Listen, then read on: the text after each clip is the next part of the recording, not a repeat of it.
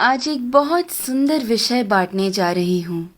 इस चित्र को गौर से देखिए। प्रश्न चिन्ह बने इस आकृति में हमें 7 बिंदु नजर आते हैं। इन 7 बिंदु को 7 नक्षत्र माना जाता है। इन्हें सप्त ऋषि मंडल के नाम से जाना जाता है। ये सप्त नक्षत्र सप्त ऋषियों को दर्शाते हैं। इस प्रश्न चिन्ह के अंतिम भाग से शुरुआत करते हैं। यहाँ से पहले बिंदु को मरीचि ऋषि के नाम से जानते हैं। उसके बाद में जो बिंदु है वो कहलाते हैं ऋषि वशिष्ठा। ऋषि वशिष्ठा की बाईं ओर आपको एक छोटा बिंदु नजर आएगा। ये बिंदु ही है अरुंधति। ऋषि वशिष्ठा के बाद आते हैं ऋषि अंगीरसा। फिर आते हैं ऋषि अत्रि। फिर दाईं ओर की तरफ मुड़ते हुए जो बिंदु आता है वो है ऋषि पुलस्त्य। उसके बाद आते हैं ऋषि पुलह और फिर ऋषि क्रतु।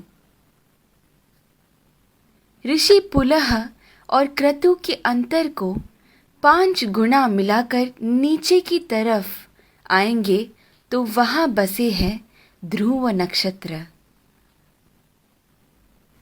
सदा उत्तर में रहने की वजह से उसे ध्रुव नक्षत्र कहा जाता है।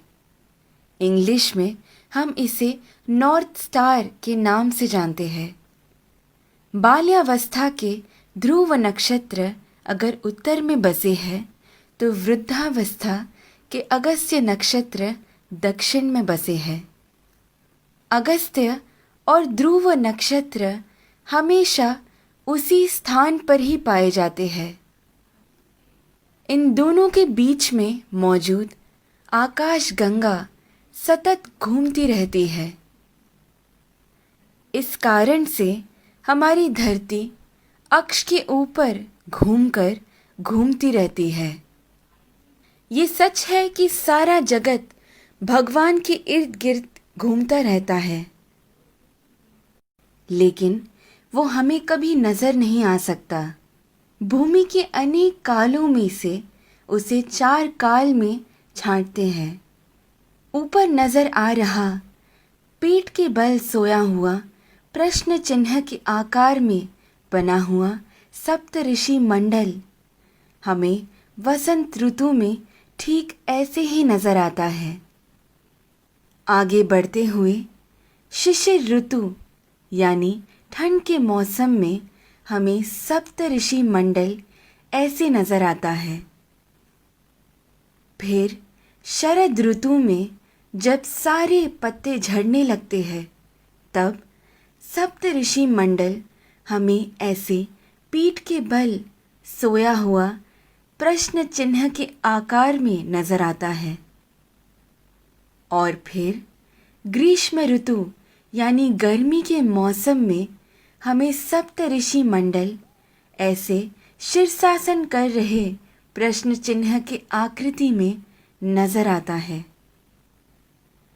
चाहे जो भी हो, जब हम ये सारे प्रश्न चिन्हों को एक साथ में देखते हैं, हमारे सामने एक विशेष आकृति हमें बनता हुआ नजर आता है। वही कहलाता है हमारा स्वस्तिक। स्वस्थ का मतलब है आरोग्यवान। स्वस्तिक का महत्व मेरे पिता मुझे हमेशा से बताते आए हैं, लेकिन हर क्षण प्रयोग में ला रहे इस स्वस्तिक का जन्म कहाँ से हुआ ये आज मेरे पिता द्वारा जाना, जो आप सभी में मैंने बांटना चाहा।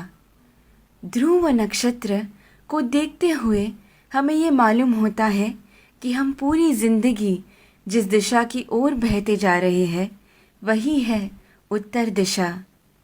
इसीलिए शायद हमारी भूमि पर भी दक्षिण में अधिक जल है और उत्तर की ओर अधिक ज़मीन है।